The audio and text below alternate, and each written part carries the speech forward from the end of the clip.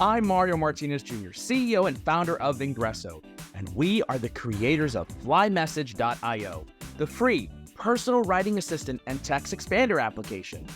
On each episode of this podcast, you will hear from sales leaders, practitioners, and influencers to help you grow your sales numbers at scale.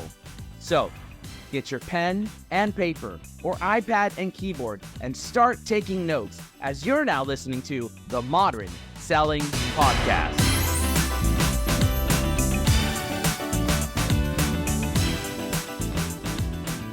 Ladies and gentlemen, welcome to this episode of the Modern Selling Podcast. And today, I've got my very special friend, Teri Long, who is the Vice President of Enablement from MindTickle. Now, I've known Teri for quite a while. She is a force to engage with and to learn from when it comes to global enablement strategies. And both of us have actually been part of the Revenue Enablement Society for quite some time and helping to shape revenue enablement, sales enablement strategies. So, Teri, welcome to the show, my friend. Thank you. I love the energy. I'm going to have to match your energy now. Bring it up, whatever you want to do. But you know, what I'm most excited about is taking so long to get you on my podcast. But I'm excited that you're here with me. Thank you. I love it. I love it. Well, everybody wants to know, I obviously introduced you. Tell us a little bit about yourself, your background. And then I've got a very special question that I want to ask you. Okay. So as you said, Teri Long, Vice President, Global Revenue Enablement at MindTickle. I've been there for about a year and a half. Prior to that, I have been at both startups and enterprise organizations across the U.S., all having a global presence. This is my 19th year as an enablement leader. 10 years prior to that, I was a quota-carrying rep.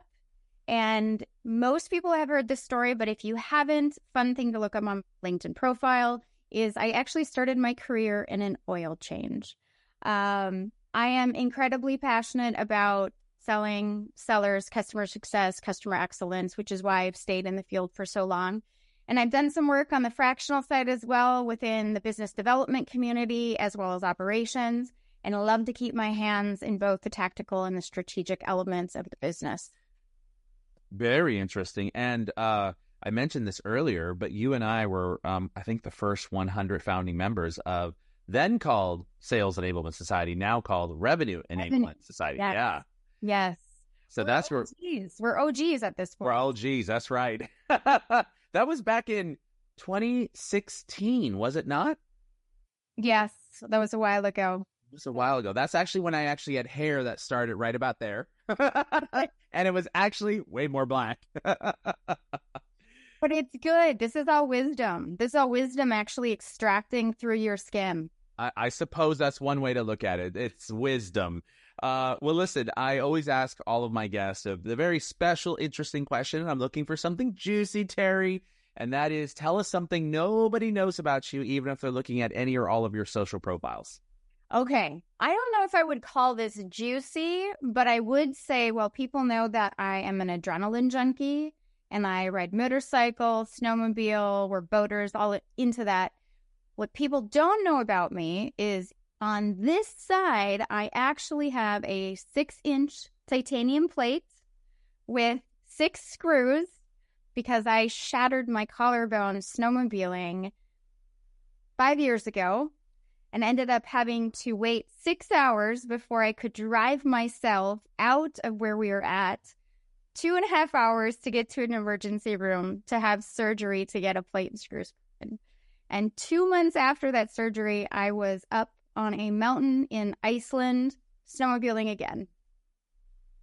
Okay, yeah, adrenaline junkie, I would say, for sure. But wait, why did it take you said 6 hours to get to the hospital? Correct. Because by the time I got off of the lake, which was an interesting event in and of itself, one, I had flipped the sled. 2, we went back up the hill. And when I was going back up the hill to turn, I didn't realize I had shattered my collarbone at that point. I just knew that something was wrong. I went to turn and my arm didn't work. And so I flipped the sled again, landing on it again. By the time we actually got up to the actual trail to get back to the house, everything, all the commotion, I ended up going to the emergency room in this small town, very small town, only to be told by the doctor who was in the emergency room there, we cannot help you at all. So we're going to give you some Vicodin. The problem with that is when they give you Vicodin, obviously not great to drive. So I had to take that, wait a few hours before I could actually drive and get back to the Twin Cities here so I could go actually see a real large or, get to the emergency room. Okay, so this podcast is not about that, but I'm curious. Were you by yourself when you flipped the snowmobile the first and the second time? No, so I was with my husband and one of our very good friends. Okay. But irony of this situation is that he and I drove separately this time. So he drove up with his truck and trailer. He was there the day before. I came up the following day after work with my car. So the only way to get all of us back, considering it was going to be a 2.5 hour drive, was for either A, we do it, find somebody else who wants to go return, get to my car and bring it back. And I think if anybody knows me, I'm a bit of a brute when it comes to just sucking it up and sucking up the pain. So as the story goes, without exaggerating any of it, I said, get me an ice pack or something out of the freezer, put it on my shoulder, and put my seatbelt on because I'm driving and we're driving right now. So he did. I got in the driver's seat. He brought out a bag of frozen corn, put it on his shoulder, pulled the strap over, and I just drove home like this, just going with my right arm. Yes. Oh, yeah. Are you right-handed or left-handed? I'm right-handed. Okay, so at least you were driving with your dominant arm. Correct. So we're good now. We call it the bionic shoulder. Bionic. I'm as close to Wonder Woman at this point, I think, as I possibly could be. Now, I'm not asking for any more accidents or any more surgeries, but right? I can say I'm bionic now. I love it. Oh, wow. That's so titanium plate, 6 screws. That was something I did not know about you. Yep. And the adrenaline junkie. Hey, take it easy, huh? Take it easy, would you? You sound like my dad. Yeah, Terry, slow it down. Slow it down. Well, let's get into some meat then, and let's talk about something that we both love, and that is all around enablement and how to make an organization more successful. You've obviously had a plethora of experience. You were in the field, you came into enablement, and you're one of the top leaders that I turn to and that many others turn to in the enablement space. So let's talk about some of your key learnings. You obviously have an enablement team at MindTickle. You've got a sales organization there. What are some of the key learnings on how to effectively implement sales enablement programs, which I believe that many are challenged by right now? So let's talk about that. Start with that first. So the first thing I would say, and I really, only because I made this mistake, I really believe that the main failure in any organization from an enablement lens is when you try to initiate your strategy without a charter. So first and foremost, you need to spend time, a couple weeks at least, going on a listening tour. What are you hearing from the field? What do you hear from the leadership? Making sure that you can consolidate all of that information into what I would call more of your triage report. Like, where is the biggest bleed coming from? And how much of that bleed is actually a priority or something that you could push off? So you're urgent, you're short-term, you're long-term. I would then say there's just a natural exercise of, I love to say, get out of the boardroom. The boardroom has a vision for where they see the organization is. The sellers have a vision for where they see where they see they are at in the mix of transformation. And somewhere in the middle is where the truth lies. And so being authentic and open enough to say, hey, let's figure out, based on all of this information we've collected, where we really need to start. And so going through that exercise and then taking a step back to build out your charter, what's your mission? What are your values? What are your key objectives for the next quarter, for the next year?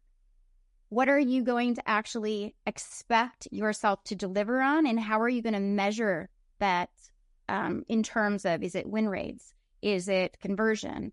Is it overall ramp? What are those success metrics that are tied back to the organizational business metrics so that you can, again, testify to the impact that you have on the team. So that I would say is the absolute first and foremost thing that you need to do as a leader. And even if you're in an organization today running a team, if you have to take a second and take a pause and actually go do that exercise, go do that exercise. It's transformational. So let's break that down. I heard you say, get out of the boardroom, identify the hot priorities. What are your biggest problems? And did you say, how do you expect to win? Or what did you say the expectation piece was?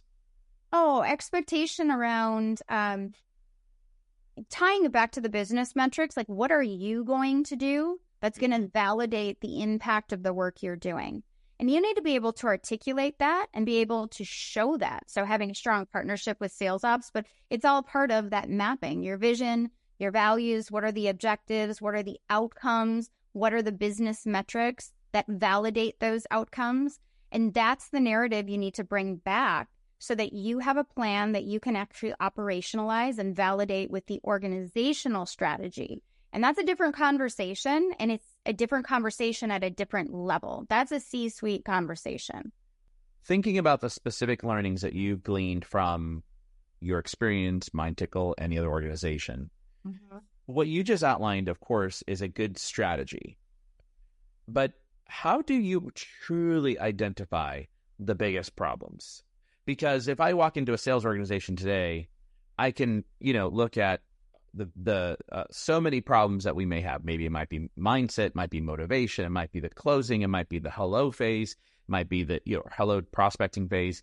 It might be systems, outdated, antiquated data. Like the list of things are endless. Correct. And everybody's got them, from even the small, we're a small company, right? Less than 10 people in our organization. And I was looking at some of the data today and I was like, oh my God, why is the data not right inside of our own CRM, right? Like this is, and then we're the smallest of small, and then you've got the largest of large, and it's even worse there. So how, as an enablement leader, if a sales leader is listening right now, what do they turn around and say to their enablement leader? Like, what is the biggest problem? How do you prioritize that? How do you know what's going to move the needle? You have to get into the data. So that would be number one. What I mean by that, just some examples around that. If you are, for instance, focused on conversion of leads to pipe, right? We're working with the BDRs. We've got a lot of sourcing. We've got a lot of leads coming in, but we're struggling to actually convert those. Okay, that's the problem. But what's the root cause of that problem? So going through the iteration of, how do we understand the root cause? Does it have something to do with top of funnel related to how we're sourcing those leads? Does it have to do with the data? Does it have to do with how the systems we're using to transfer that data? Does it have to do with how our reps are showing up, the systems the reps are using, the data that the system is saying or outputting from the work that reps are doing? So you have to be a little bit of a investigator as an enablement leader. Effective enablement leaders are curious. They are hyper curious, and they're looking behind every single corner and asking every single question around, why is this not working? Why is that working? Where do I need to keep peeling back until I can start to gather a strong hypothesis or point of view around, hey, the reason I believe that we're having a difficult time converting isn't because of our sourcing, because we went and validated that. We scrubbed that. I worked with marketing. We cleared that. It isn't because the systems aren't working. They're talking to each other effectively. The data appears to be clean. The issue is, as I'm listening to calls, that we haven't set our sellers up for success because their messaging, their confidence, their ability to dial effectively and quickly getting through the lead list, maybe they don't have an easy way or an effective or efficient way to get lead lists. Maybe there's not that prescriptive modeling. Maybe they're not clear on personas. So it's a test and validate kind of process. And I think it probably gets overlooked a lot of the times. I know there's countless. I mean, I don't even have enough fingers to say how many times it's happened where leadership will come to me and they will automatically say, hey, this sales team is not selling. You need to go train them. I've heard that so many times. And my first response is, okay, help me understand why you believe they're not selling. I don't know. Why don't you think they're selling, Teri? Well, that's an interesting question. Do you believe they're not selling well? Is it how they're delivering the message? Do you believe that they're not confident in the message? Do you believe they're just not doing their job because their will to sell isn't there? Or do you believe that they're running into inefficiencies in the systems? And that's how you start those conversations, because every time I've done that, challenging slightly the logic behind we just don't throw another training at people because we assume they don't sell. We rather start digging through the processes. And I have actually a really great example of that scenario now that I speak about it. One organization I worked at a few years ago did come to me. This is when I was doing fractional work for the BDR team. And they said, our BDRs are not doing their job. Okay, why are they not doing their job? I have no idea, but they're not selling. So this is actually during COVID. Interesting. So I started doing some digging, started working with the BDRs, starting digging into their process, the tools they were using, their logic, and I found a couple of things. One, when I asked the question, what an MQL is, I heard 99.9% of them say, I don't know. You don't know what a marketing qualified lead is. You don't know what that is. I see it, Teri. I see it in the system and you guys talk about it, but I don't know what that is. Okay, interesting. Show me how you do your work. Show me how you execute in your role. Confusion in the systems, in the process. Everybody had a different workflow, but more importantly, just not even knowing how to use the tool. Lacking complete confidence in, I'm scared to get on the phone. I'm scared, quite honestly. I don't want to be on a Zoom call. Just very shaky. The most, and not that I should be surprised about this, but I talk about this in a few other podcasts, the life skills. So many people were working at home trying to figure out, how do I do my job in my mom's basement, at my grandma's, maybe at my parents' house, or maybe I'm just young and new to this world because I wasn't in office for a few years and I came back to a home office. Trying to figure out how to navigate that was so challenging. So they didn't understand how to organize their day. There was no prioritization to, even if I'm a global company, when is the right time to be calling EMEA or Asia Pacific? Understanding different calling times, understanding different patterns to your schedule, how to prioritize, or I call priority management versus time management. So it was an exercise in all of that to bring back philosophically hey, here's my point of view, here's everything I've uncovered. So we're actually going to create a playbook. And this playbook is going to be their Bible. It's their operational guide. And we're going to actually develop out an entire enablement program around all of these areas. And we rolled it out, called it Volume and Velocity. We saw significant impact. And why did you see significant impact? Because they had this Bible that they could take a piece from here if this was their problem, or a piece from there? Or was it something that you holistically took everybody through and you created behavior change? Number one, we operationalized the process. So we took out all of the roadblocks. Anything that we could remove, we did. Anything we couldn't remove, we actually greased.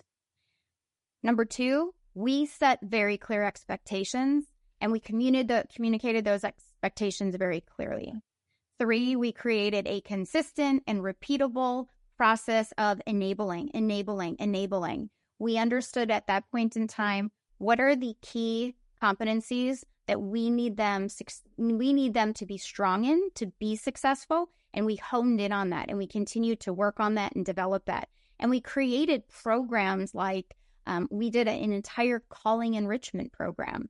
So very focused, deliberate power hours of calling, so honing their craft, measuring, creating competitions around it, but doing things that we knew would be fun and drive some energy, but also help build that muscle so that they can repeat and get better and better. And then the coaching element, it was going back in and it was inspecting and coaching and helping them understand this was good, but it could be better. And here's how.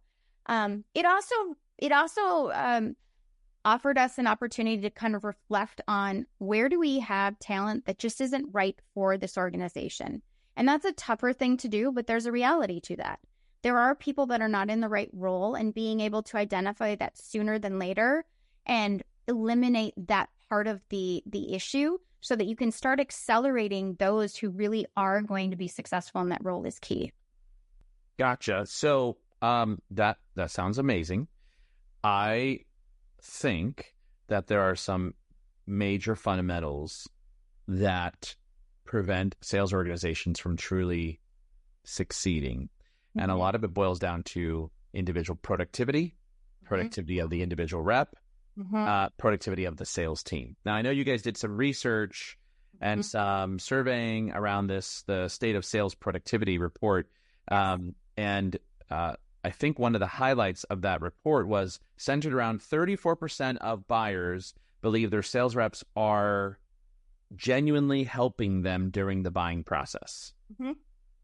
So it's interesting that we talk about that because I don't know if you've heard my story around my whole Ritz camera centers and how I was a photo finisher and how I became a top salesperson in a matter of not even trying to sell, right? I was wearing the white lab coat, printing people's photos. Right. And Hunter Anderson, he wanted me to identify, like, what are you doing? What are you doing to be able to drive all these sales? And you're not even a salesperson. You are a photo finisher. Right. And so I describe my process then when I was 17, 18 years old. And I would take everybody's pictures that we put into a box, the 4x6 pictures, we print them, and I'd put all the bad pictures at the top. So I would take them out, and then I would pull them out, and I would show it to them and say, are these your pictures? And the first reaction I'd get from mom or dad would be like, oh, Johnny's pictures didn't come out from the soccer game. No. And so this was totally unintentional. And I didn't realize this wasn't even our policy at the company. And so I would then ask, like, are you planning on taking pictures like this? Continue to take pictures like this? And they would say, yeah, that's of course the goal. And I was like, well, what kind of equipment do you have? And then they would tell me the equipment. I said, you can't take pictures of that. Do you have and I would ask, this type of camera, an SLR? And they say, no, well, you would need definitely an SLR and you would need this type of film. And they were like, oh, really? So if I had that equipment, I can then do that? Yes. I said, they would say, oh, how much is it? And I was like, well, it depends. The ranges from $400 to, $2,000, right?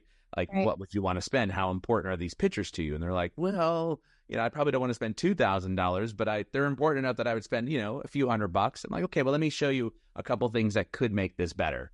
And I always tell people, hey, you've got 30 days to return. So go take some pictures of Johnny next weekend. Come in and bring him in. We'll do 24-hour development.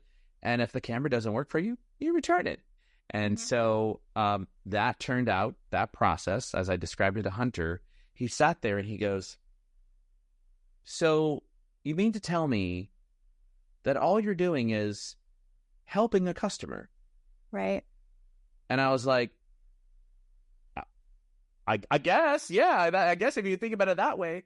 So that line that he said to me, and by the way, Hunter, I have no idea if the man is still alive, but he had this, horrible toupee, bobby pins you could see underneath the toupee, right? It was just so bad. And so, but he refused to transfer me when I went to UC Berkeley over as a photo finisher. He said, you have to go as a salesperson. And that's how I started as my sales career, was because of Hunter. And he saw something. But that line, sales is the art of helping, that line I used inside of the Salesforce documentary on the story of sales created by Salesforce. And what you talk about here in the productivity report about how buyers feel is exactly the pain and the problem that I see every single day, whether you're prospecting or whether you're closing. Right. How are you genuinely going to help a buyer through a process? So talk a little bit about what this report found and some of your guys' learnings from this data. So as you said, yes, we are holistically in this space missing the mark in meeting our buyers where they're at and providing them a guiding light to where they need to be. I think, and again, I'm just going to summarize and put it into more of a Teri speak versus the report speak. But as you said, whenever you're having a conversation with somebody and you can start it out with, help me understand, you're almost eager to say, oh my gosh, for sure, Teri, I will help you, versus you should tell me about that. Now, I understand that there's a tonality there, but the word help, as you go back, is the same thing that this report is referencing. It's about how are you showing up with a different level of value? Are you authentically wanting to elevate your customer to improve over time? Are you looking for ways to educate them to make their unique situation better than it was today? And I think there's a couple of things I just said that are really important to anchor on. One, there's a ton of studies out right now around customer satisfaction and how customer satisfaction is actually what is driving renewal rates. And what they've now found is that's completely false. Customer satisfaction is important, but what customers are looking for is incremental customer improvement. They're expecting you to come to the table and help them improve over time. Why would you hire a personal fitness coach if they couldn't effectively help you improve whatever it is? If it's just overall health, prep for a show, whatever those things are, if they can't incrementally help you get better over time, you're not going to continue to hire them.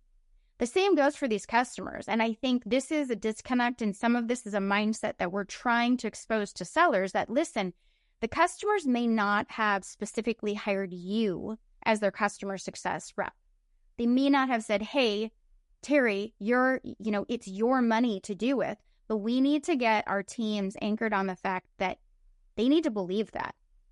You're representing the company, and think of it as that customer paying you. So showing up and helping them improve with the product, with the process, things like you're talking about with the film. Hey, looking at your platform, I noticed that you're really struggling with the adoption, and that is actually impacting your overall productivity as well as potentially impacting your revenue based on blah, blah, blah, blah, blah. Okay? We're just not good at honing that craft. And I think, based on some of the research and my own observations, one, the market's soft. There's a ton of pressure on leadership right now, tons of pressures on sales leaders. Get it done, get it done, get it done.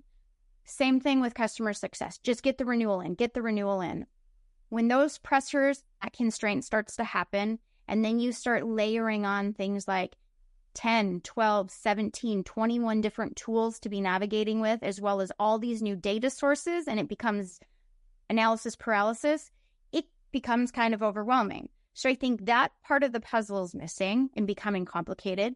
But then just the old school art of the possible conversation. People getting good at storytelling about understanding how to bring value to their customers, that's a missing link. And that's the study in a nutshell, in Teri speak.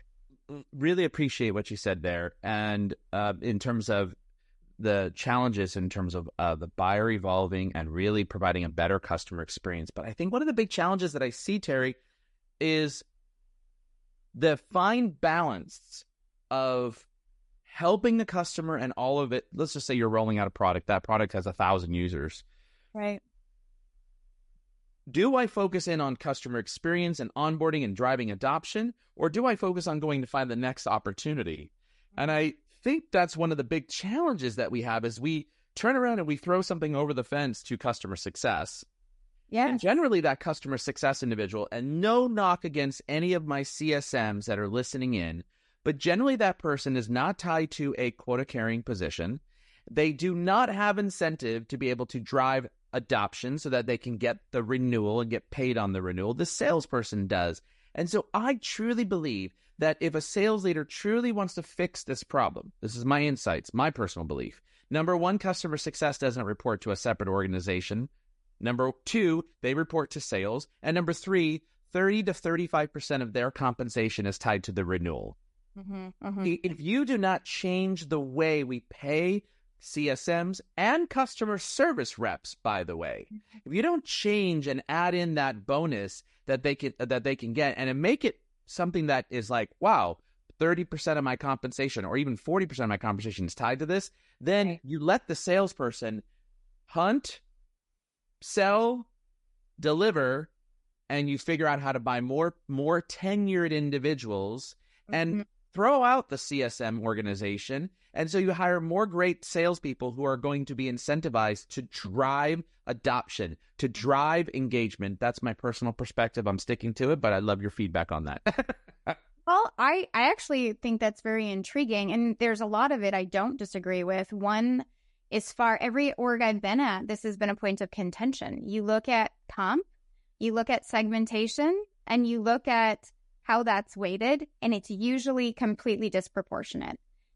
To your point, when I was in sales, if my comp plan didn't support what I was actively doing, I'm not going to do it. Like, I was in their shoes. I get it. That is something I will continue to say over and over again. How you pay me is how I'm going to respond. That's just business 101. Number two, I would agree. There's a couple, just to expand on what you said, the expectations then of the sales team, depending on how you're segmented. You know, if you've got land expand sellers, if you've just got a land model and then customer success, depending on how that works, if the compensation is correct, expectations have to be set. And then there's got to be a lot of processes put into place to make sure it's really clear and the handoff is clear. So the success planning piece of it isn't lost in translation. That's a whole nother gap. So there was another story that I, myself lived through around this. And what we found was, one, there was not communication happening between the AE and the CS team. So it was throwing stuff over the fence, as you well said. Tons of confusion and lack of clarity around what did they even buy the product for? Because what they're telling us in onboarding they need to do, it doesn't even fit. It doesn't even fit our use case. Now you set our company up for failure because they're not going to renew. You put the CS rep in an awful position because now they're trying to solve for something and that they may not be able to solve for. And number three, as a rep, the way I look at it, you've just discredited yourself because word gets out that business is gone. You may have gotten that first year pay or maybe got a two-year deal. But the point is it's very cyclical. So at a business level, we've got to be much smarter about how we operationalize that. So all three tenants can win. And so I don't disagree with that model. I haven't actually thought much about that before, but I could see where there's a lot of value in doing that, especially if you build the model correctly and operationalize it effectively. I also see there's such a battle between CS leadership and sales leadership. Tons of dissonance between the teams, not thinking about how do we do this? Because again, pay structures are a little bit different. Priorities are different. Where people need to spend time is different. So very interesting. I'm going to take that and I'm going to ponder that for a while. I'm really actually going to think about that one for a while.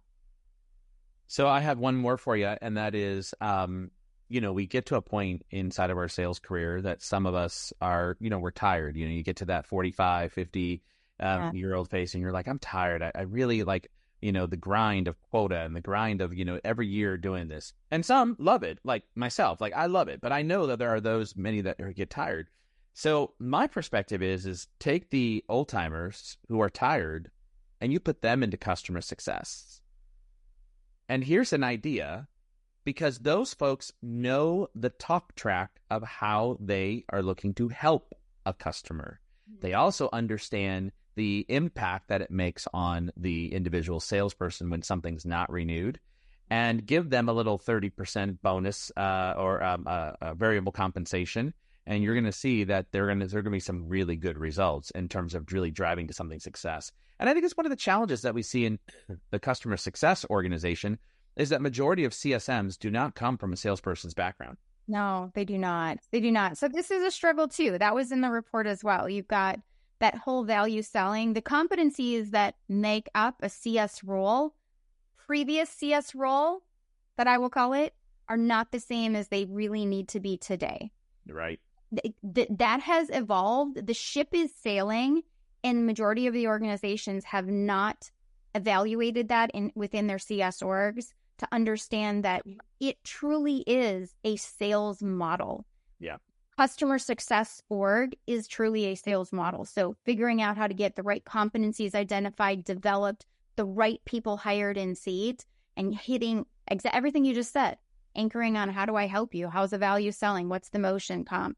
So very well stated. Well, and the final piece on this topic is when it comes to helping customers in the customer success, no doubt that they're incentivized to do a good job. Most people want to do a good job, right? So we're not saying that people walk into something that they don't want to do a good job. That's not what I'm saying at all. Right. But what I am saying is they're not understanding the cues and they're not looking for the opportunities to expand, right? So when you land and you hand it over to CS and that CS person is taking care of that one, are they listening for the cues that there's another opportunity that's out there, that there's another division, another group, another, you fill in the blank? Right. Are they actually forming a digital presence and developing their own individual thought leadership in front of the customers that they're already connected with?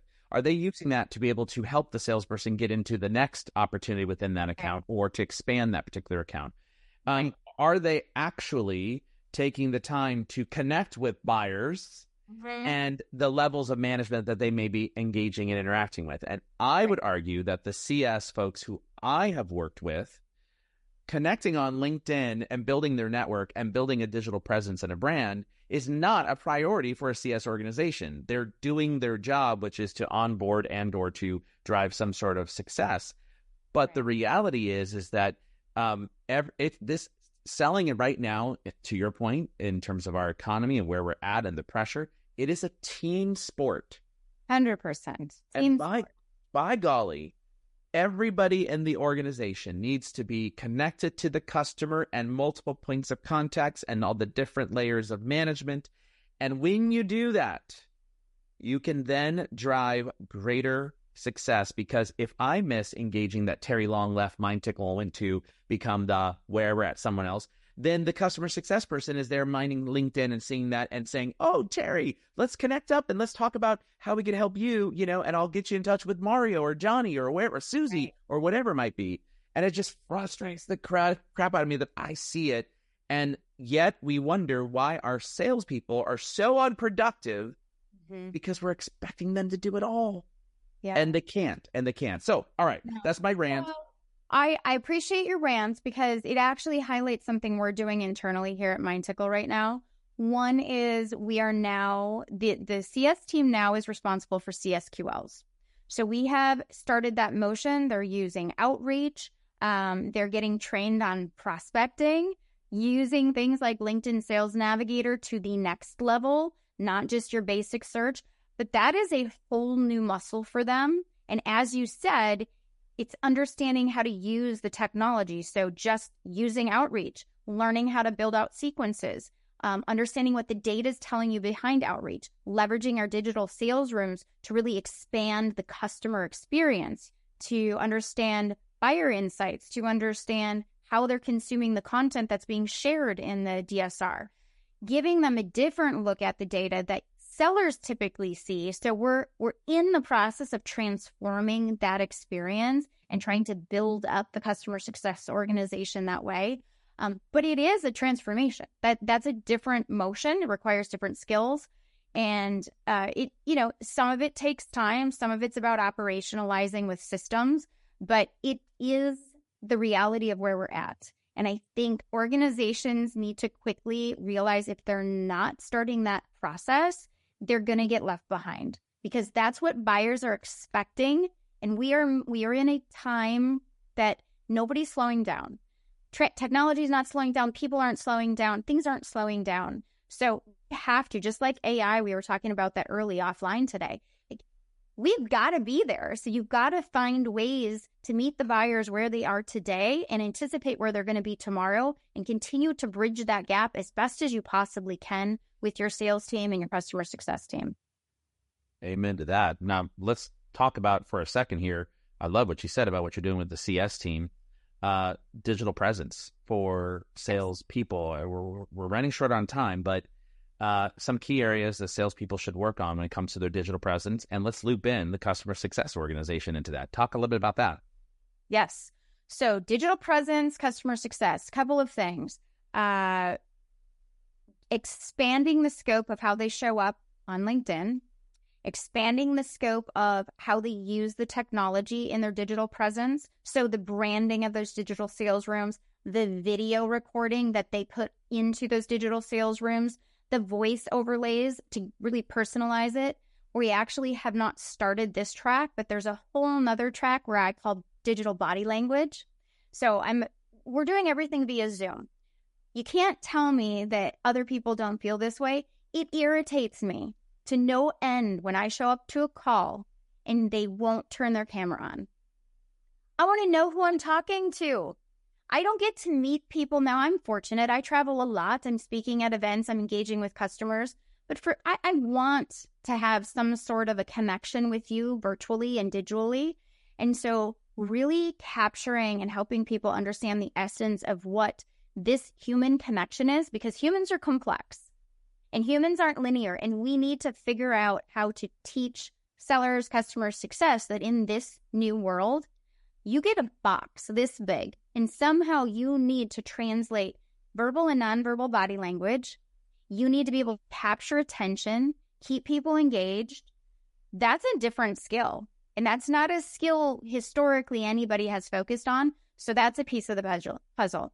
But even beyond that, on the digital presence side, how are you showing up in LinkedIn? Are you serving up thought leadership? Are you thinking about ways to connect with people differently?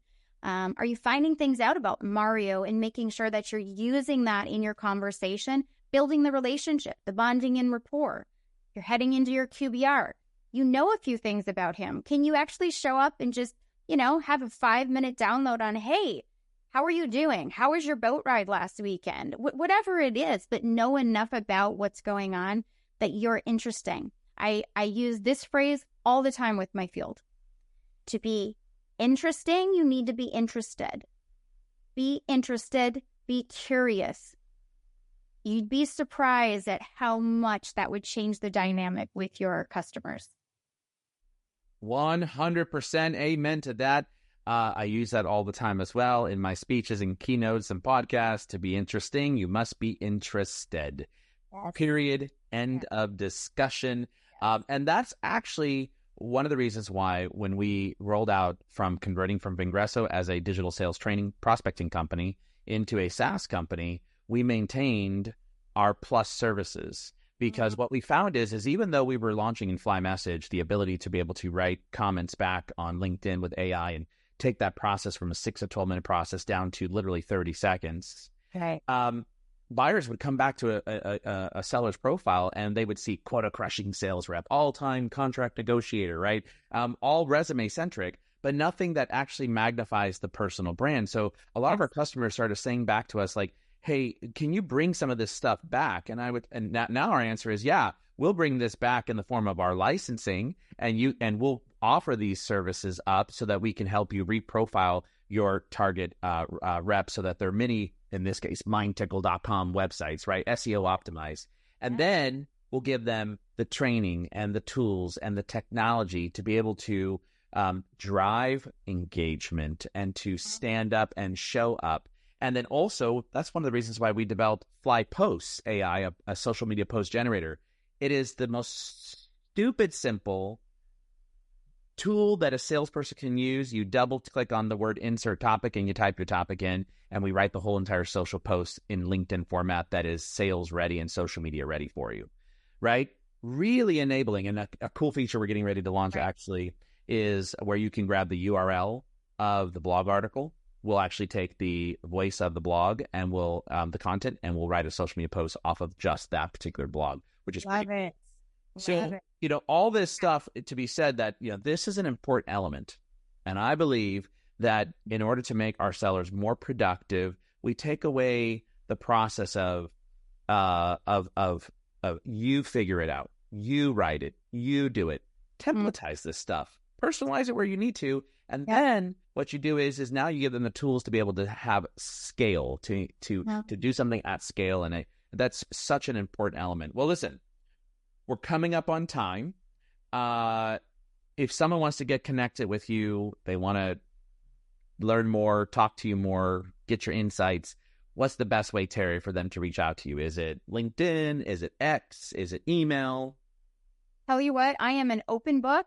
you can hit me up on LinkedIn. My phone number's on there. My email's on there. I do commit to being one of the best responders on any of those channels. I'm big into networking. I like helping people, so bring it on. So when you're reaching out to Teri, it's Teri Long, and make sure when you send her a connection request, all my listeners, you know this, here's the rule: never, ever send a connection request that isn't personalized. And tell Teri, I heard you on the Modern Selling Podcast with Mario. Great insights, Teri. So make sure you send a personalized connection request to Teri. And Teri, I have one last question for you. Yes. And that is your all-time favorite movie. What is it? Okay. I have two. Okay. Shoot. All-time favorite movie number one, Breakfast at Tiffany's. Love that movie. I love Audrey Hepburn. Okay. Now, you're going to say, this is interesting, Teri. There's a little dichotomy going on. Number two favorite movie, The Heat with Melissa McCarthy. I love Melissa McCarthy. Yes. I don't think we've had The Heat. Breakfast at Tiffany's we've had in 280 plus episodes. But The Heat, I don't even know if I know that movie. Okay, you need to go watch that movie. Sandra Bullock, Melissa McCarthy, The Heat, hilarious, probably inappropriate for children, but I tell you what, I love that movie. You will love the bar scene because it's just like you and I at the bar. I got my whiskey, you got your White Russian.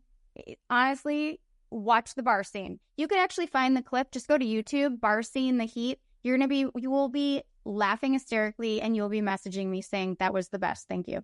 All right. Well, here you go. So if you're actually trying to connect with Teri, not only tell her you turn on the Modern Selling Podcast, send her the YouTube link of the bar scene from The Heat, and be like, "Is this the clip you were talking about?" That would be hyper personalized. That would be. That means you actually paid attention through this entire podcast. You're like, you're so compelling. I continue to listen to the end. I love it. For all of you listening in right now, hey, don't turn that dial quite yet. You listen to this very important message right now. Thanks for listening to the Modern Selling Podcast. Please do me a huge favor and give the Modern Selling Podcast a 5-star rating and review on iTunes. Oh, and don't forget, if you'd like to save 20 hours or more in a month and increase your productivity, go right now and download Fly Message, that's flymsg.io, for free. It's your free text expander and personal writing assistant.